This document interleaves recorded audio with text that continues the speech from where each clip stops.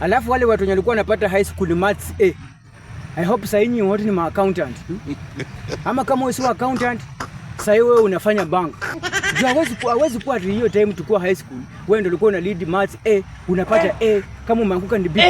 Yaani ule mtu mwenye ilikuwa ikifika saa ya maths exams, wewe ndio unategemea. Tunakuwekea kiti, tunajua ndio tutakopi maths. Alafu unasema sasa hata hauna kazi. Aisha sisi wenye tulikuwa tunapata ma D+, deep lane huko chini chini ndio tulikuwa sasa tuko jobless. Lakini kama ulikuwa unapata maths A, huwezi niambia sasa hata hauna kazi. Najua sasa unafanya cooperative, kama si cooperative unafanya Equity ama unafanya KCB ama kama si hapo uko kwa kampuni kubwa unafanya accountant. Hii mambo kuniambia sisi ulikuwa unapata maths A, alafu sasa unaniambia hata hauna kazi, sijui uko jobless. Hiyo ni mambo ya kitambo sana.